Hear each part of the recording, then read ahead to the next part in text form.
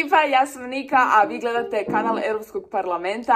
Ja sam ovdje danas kako bi dobila jednu jako zanimljivu ulogu, da intervjuiram jako zanimljive ličnosti. S nama je danas Europska zastupnica Željana Oana, travel blogerica, koja su ovdje da odgovore na par pitanja u vezi EU travels with or without children.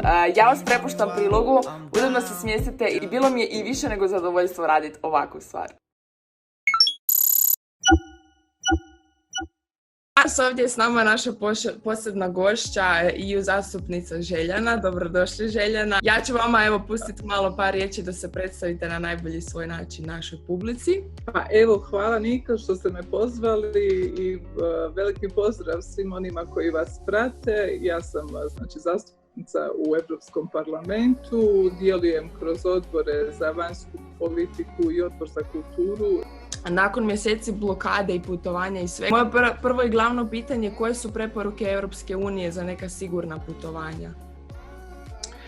Preporuke Europske unije za sigurna putovanja, prije svega vi znate da smo se i mi kroz Europski parlamenta i naša vlada itekako zalagala da Hrvatska ostane na listi sigurnih zemalja i da na neki način u ovoj turističkoj sezoni privučemo sve one turiste koji dolaze iz sigurnih zemalja i koji su uspjeli sačuvati visoki stupanj zdravstvene sigurnosti, kako ne bismo izložili naše stanovništvo i nekim daljim ugrozama što se tiče COVID-19. Ok, hvala vam puno. Moje iduće pitanje baš nakon ove situacije oko lockdowna, i imamo i let, i zakazan je let i u zadnji tren se otkaže zbog cijele ove situacije. I kakva je kompenzacija koju možemo očekivati nakon svega?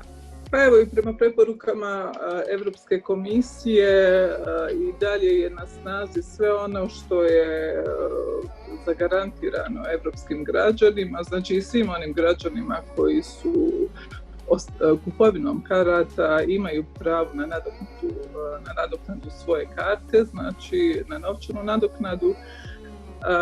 U proteklom periodu smo se trudili na neki način da olakšamo i putničkim agencijama i čitavoj jednoj industriji od koje ovisi od turizam, mada se mi trudimo da ostvarimo tu potporu koja će omogućiti da se to pravo i realizira. Moje iduće i zadnje pitanje danas je, iako je zaštita javnog zdravlja naravno i dalje prioritet, ipak je lijepo uživati u odmoru. Hoćete li vi i to učiniti ovog ljeta osim u Splitu? Da li imate plan negdje otputovati po našoj lijepoj? Pa ja imam plan da obiđem, sutra idem u kontinentalnu Hrvatsku i moje u stvari i najveće zadovoljstvo u ovom trenutku što imam toliko vremena na raspolaganju koje bi koristila možda u putovanju vani, u nekim misijama, da istražim puno više lijepu našu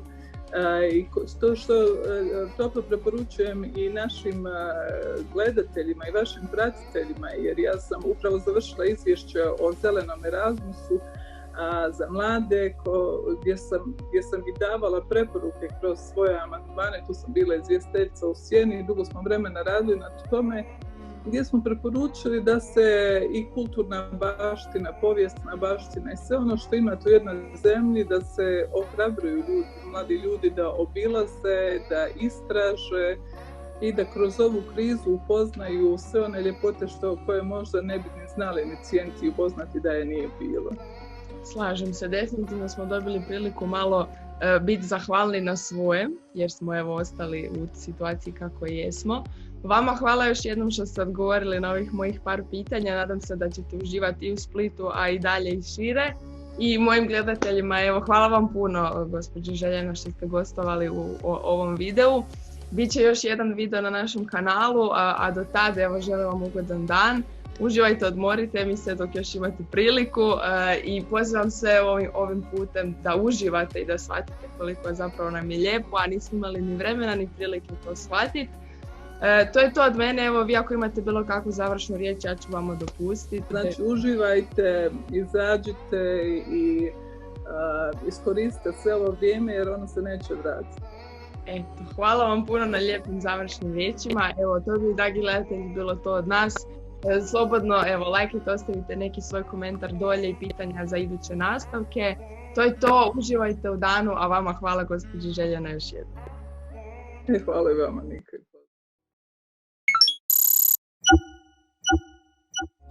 I'm fine, a little bit in a rush, but I'm fine. How are you? I'm fine as well. I'm getting a little bit bored at home. Bored? You know how it is with the restrictions and everything. What are you doing? I mean, we are having a lot of projects and everything, but still, it's this work from home stuff is not working anymore. It's been a long time, you know, the whole year, and I hope that things will change. Yeah, starting next year. Are you on complete lockdown, or is it halfway, or how? No. In Romania, it's not a complete lockdown. They are having these restrictions. You have to wear the mask. You still have to maintain the physical distance. You still have to not go out after 11 p.m. or before 5 a.m. in the morning. So these are the restrictions. It's not a lockdown. It's only this, but it's still hard. Not life like we used to. Yeah, agreed. Okay, so we can start with my first question. My first question is, how did your travel influence your life change once you had a kid? So we've been traveling in Romania. We still traveled after I gave birth and after the whole craziness with the pandemic and everything. Yeah. We've been to the seaside. Now he's almost 5 months old. He was like 2 months when we went to the seaside. My life is not that changed after the kid came, you know. I mean, it's not like they are saying it is a big change, but it's not the biggest change of your life. Of course, it depends on how the kid is or how you as a mother are responding to all this process, because it is a real process. Yeah. But in terms of traveling and in terms of the pandemic, I mean, I think I was thinking about this the other days. I think the pandemic influenced my life a little bit more than the fact that I am a mother, you know? Yeah. Okay, the second question is, when was the last time you traveled in Europe or abroad? Did you travel with your child or? So I've only in Romania. So I've been traveling only in Romania with my kid, and I've been traveling only in Romania since this February 2020. February, when everything started for us, right? Yeah. But before that, last year in 2019, I have to admit that I've been outside the country for like 15 times. Ooh, that's in 1 year. That's nice. Yeah, that's a lot. Yeah, that's a lot, and that's really interesting. And this is why I'm saying that it's been a real change for us, because until now we were very dynamic, very action driven. And with everything that's happening, we have to settle down a little bit more. We are more grounded, and we have to take the opportunities that, the freedom and the opportunities that are shown into the new era that we have entered. I'm really sure that my next travel is going to be still in Europe. Last year we've been traveling a lot in Europe, Brussels. I've been to Brussels 2 times last year. It was awesome, actually, and it was awesome because I was part of a European campaign. So in Romania we had the European elections, and I've been the only influencer that was sent to the European Parliament twice. Once at press seminar. Yeah, you know what I'm talking about. Yeah. Okay, the third question is, are you happy to know that your child, as a European citizen, will most likely have many more opportunities to travel and live within Europe or even elsewhere in the world?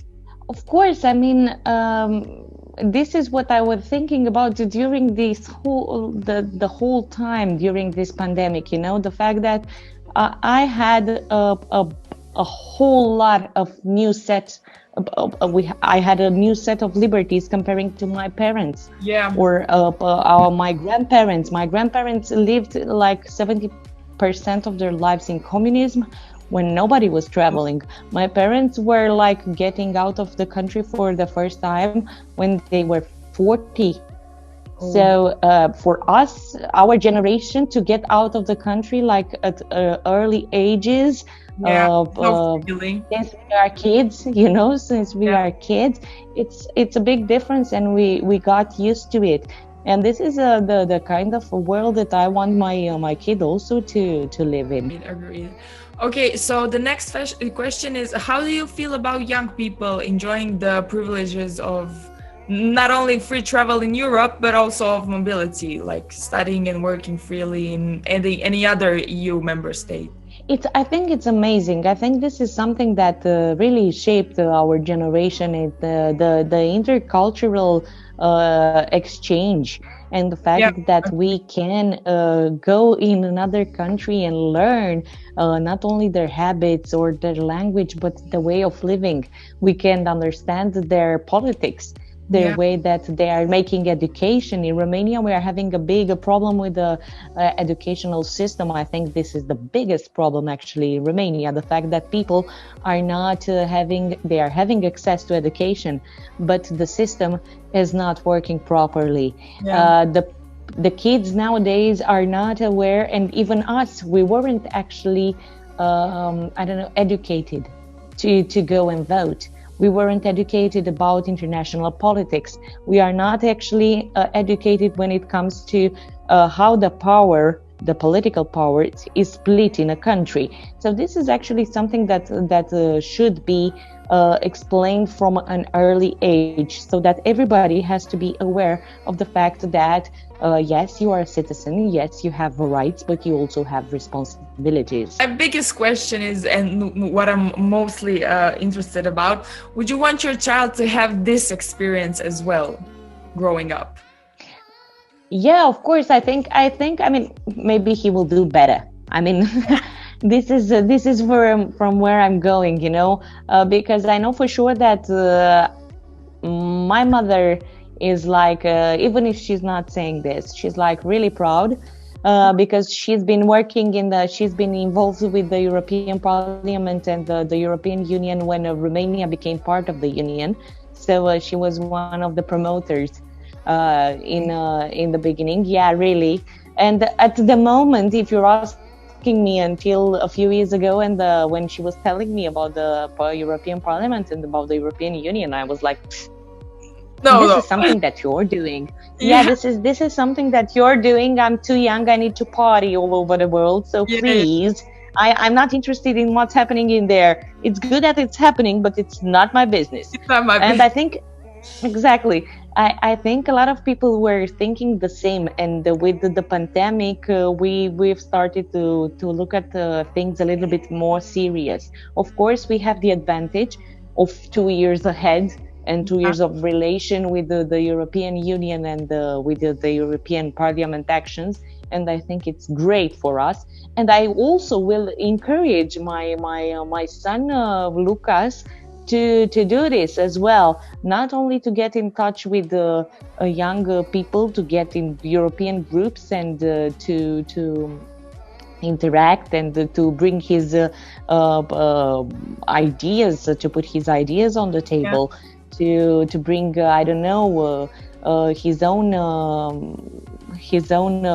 baggage of know-how, but also to travel as much as possible. But I think that this is actually what we remain with. So my last question is 2021 predictions. Do we get to travel again? Are you excited about life next year? Is things going to change? How do you see it? I think, yes, things will change through, like we've started 2020 and we didn't expect this. So we've been hit, we've been hit about this, and everything changed. And it was like a roller coaster, because when you thought it's getting better, you were going the other way around, you know, you're going down. and it was a hectic year. Like you said, we needed good nerves for this kind of thing. Yeah. I was thinking that if we are passing 2021, we are like superheroes of our, I don't know, everybody, starting with the older people that managed to go through this, or people that had health comorbidities, or encountered the disease, encountered the COVID-19 and got out of it alive and safe and sane. I think everybody is like a superhero because we've been through this together. I really hope that it will change a little bit also mentalities. I think from one perspective, everybody is shifting away, because there are a lot of groups that are becoming extremists. A lot of people that didn't have really low. Like the nation patience is really low for everything and the situation and the restrictions. Yeah, because it's like, we had like a whole year, almost 12 months when we were like grounded. We were like, stay at home, don't do that.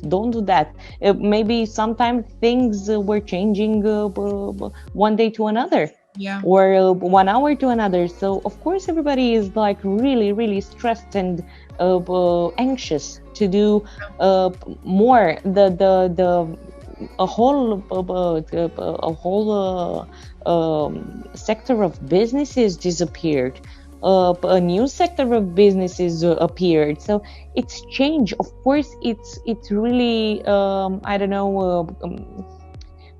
it's bothering the people, because you are used to getting changed, and I mean to changes, because life is a whole set of changes and everything. But I think they are really anxious because everything happened too quick. Yeah. And the fear that everybody had to live with, and the fact that you were not able to do or go or whatever you wanted or wherever you wanted, it was the biggest problem. But I think, and I'm like a total positive and optimist person, I really think that things will be better. Of course, they will not look the same. We are not the same. Yeah. But of course, things will be better. You know how it is, after a good rain, the sun must come up. And I think my message for everyone is that we need to get out of the bubble, because everybody is in their bubble. The comfort zone is like good, but it's also like bad at some point. Yeah, it's really bad from all the perspectives: personal growth, education, professional, and also when it comes to communication. Nothing extremist cannot appear if we are talking and we are interacting one with another on a proper way, on a civil way. So get out of the bubble will be the main message. A great sentence to end this meeting. I agree, absolutely. Okay, if you have any last messages, I will leave you. You can speak to my public. I would be rather than glad. I'm really happy that we are doing this, and I can't wait for the link so we can promote us both. Yeah, and I really hope that this message, get out of the bubble, will actually make us, I don't know how to say it, actually make us squash. More aware of squash. More, of course, but squash the bubble, and we will travel more, because also this was one of the biggest 2020 problem, the fact that we didn't travel. So let's get out of our personal bubbles, the one that we got this year, whether we wanted or we didn't, and let's go a little bit back to our normality. But get out of the bubble. And thank you, Nika. No, thank you. It was a pleasure. And I hope to meet in person once again, face to face, so we can work with European Parliament together. Oh, thank you. Have a nice day. Send Lucas regard wishes and hugs. Thank you very much. Thank you very much. Thank you, Nika. Bye. Get out of the bubble. To bi bilo to od ovog videa. Ako vam se video svidio, nemojte ga zaboraviti lajkati i pretplatiti se na kanal Europskog parlamenta. Ja se veselim nastavku, a do tad vas pozdravljam i uživajte u danu. Ćao!